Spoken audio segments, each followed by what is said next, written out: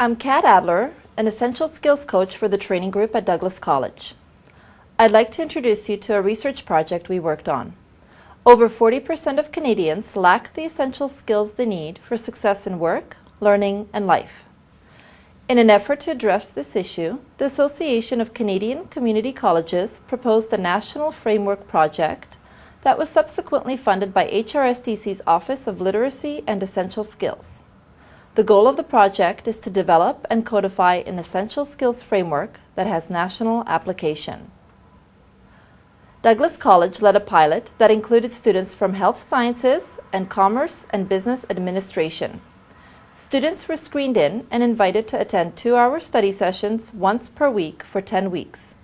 Let me introduce you to 4 of our participants: Joyanne Terry from the Future Teachers Program, Carmen Chalice and Matthew Torre from Nursing, and Barb McCall from the Animal Health Technology Program. You will hear some highlights of their reflections on the study sessions.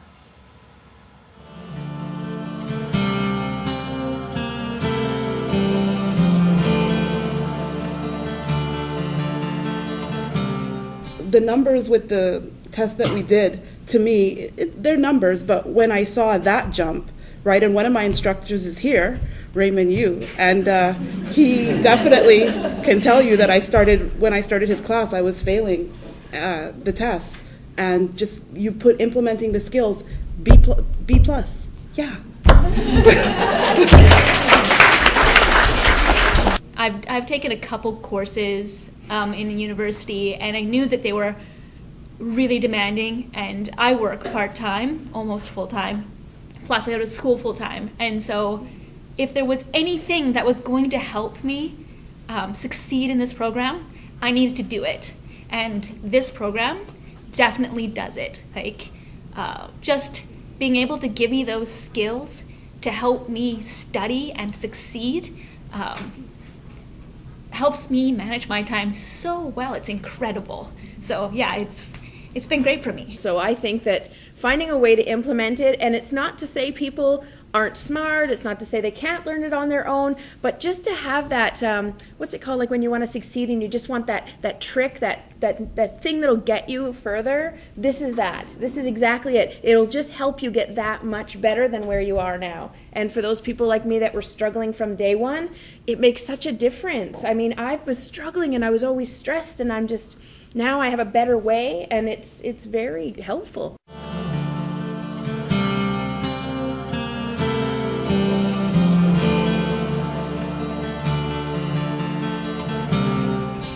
And the strategies there were just, totally saved me, because, I mean, in this program, there's 250 pages a week that we're reading, plus other things on top of it. It is thick. And so when I just had that confirmation that I didn't have to read every single page I just think it was that moment where I was like, aha, this is how they do it. So, it's been a very valuable experience to me. And you think to yourself, I might read like a book over like 6 months. How is that possible? And even if it's possible to actually read all that text, how can you retain it? And of course, you're not supposed to retain everything. Now the question is, what are we supposed to retain? What's important for the quiz, the midterm, whatever it is that we need to know? And really, to me, the essential skills really help hone in those that type of focus with what we would need. I thought the how-to learning of the essential skills was so important for me. It really helped with my studies, I thought. Because I'm a slow reader, and the text that we have to read is so intense, I'd say the best skill for me was how to, what do you call that, the speed reading thing?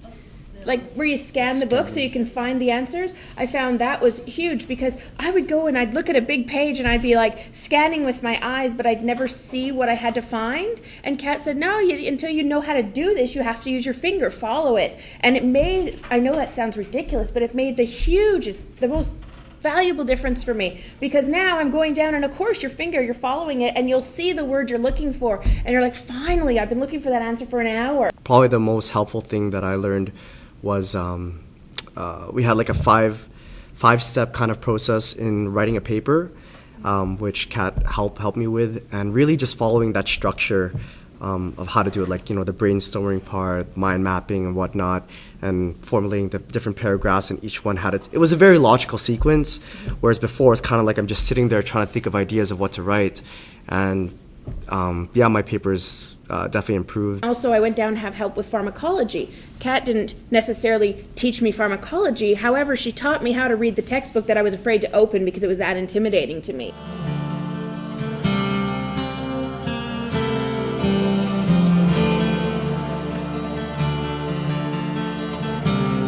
I listened differently, and I took notes differently. Kat said, don't take notes frantically to memorize what they're saying word for word. Take notes to understand what they're saying. And I'm a word for word person. They would put up slides, and if the slide was any different than our slide, I'd be writing everything down frantically because I don't want to miss it. What if that's the thing they test us on?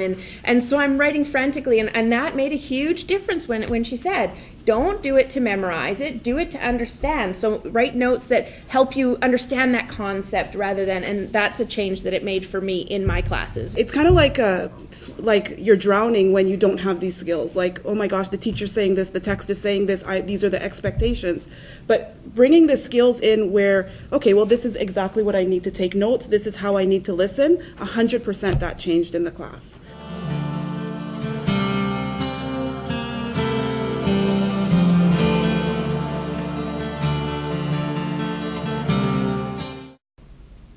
I think I work in a hospital. I'm a pharmacy technician, so document use is not my strong point. And in a pharmacy, everything is documents. So yeah, it affected my work for sure. I feel like I'm a bit more confident in those areas, and I think in a way it helps just in regular conversation, those listening skills and trying to pick out those important parts in everyday conversation, I think helps. I think it's just a basic communication skill that everybody could use. I work with a nonprofit organization, so I was able to actually increase what I'm doing at work. Again, document usage is a big deal. How do we read documents? How do we grasp information? I was able to start actually looking at the policies of the organization and adding to it, because again, I could see, and it became very, very easy. So my bosses are very, very happy with me.